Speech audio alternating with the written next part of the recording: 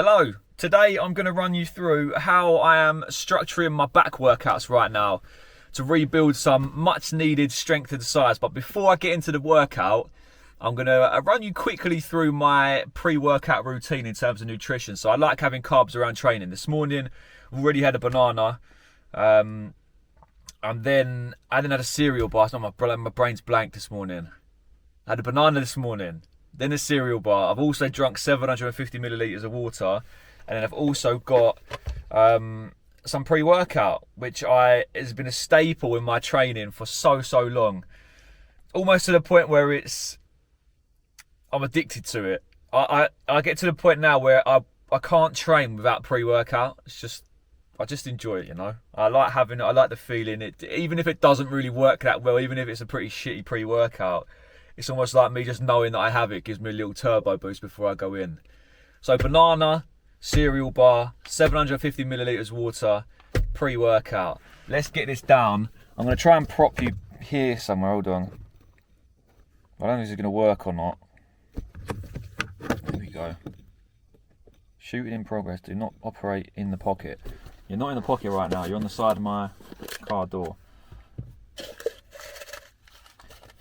I've seen reviews and people saying, oh, you shouldn't dry scoop and you need to have water with it and this, that and the other. But at the end of the day, I mean, it's still going down the same hole. So here we go. Main bulk of my workout today is rack pulls, weighted chins, and then pendlay rows. Now the reason I've chosen those three exercises is to make sure I'm hitting all of my back in each one of the movement patterns. So a hinge, a row and a pull. And then I do them in order of weakest first. My hinge movements are my weakest, so I start with rack pull, then I go into a pull, which is my weighted chin, and then a row, which is the pendlay row, which I feel quite strong on, you know. But rack pull is my weakest. It's one of my most, what's the right word? Not an exercise that I like doing, again, purely for the ego thing. I'm not very strong at it, so I don't like doing it that much, but need to get it in today. Let's see how we get on.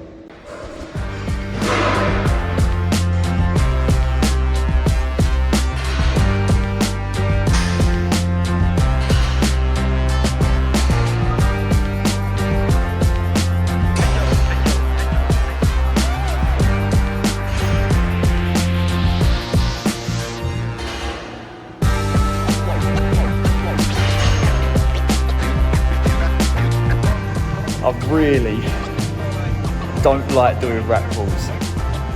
Final set.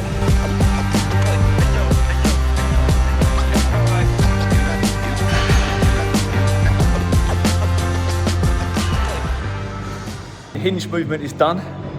Now we'll get into some weighted chin-ups.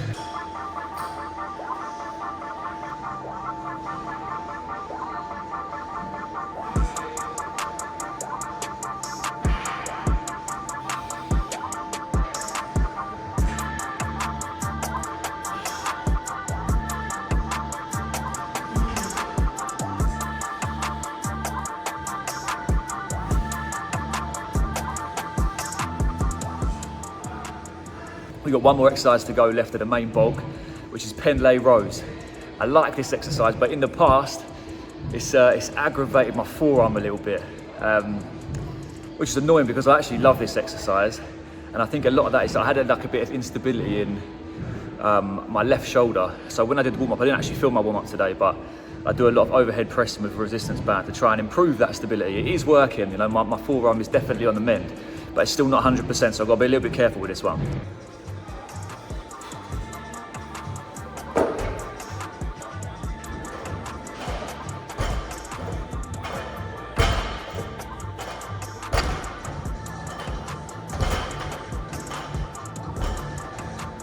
I'm now going to move on to some accessory work and hit those supportive muscle groups. And today that looks like a dumbbell shrug supersetting for dumbbell hammer curl, which isn't the most conventional superset ever. But for me, in regards with what I said about my forearm being a bit of a weak point, I need to improve my grip strength. So exercises that kind of tick all the boxes for me at the moment, and a dumbbell shrug and a dumbbell hammer curl is right on the money. So let's get into it.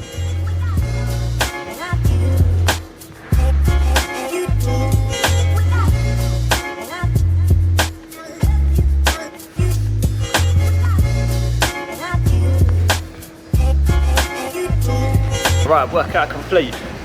Now jumping on the assault bike to do a little bit of cardio. There's no real performance target to this other than just energy expenditure. So I'm going to run here for 15 minutes and then finish it there.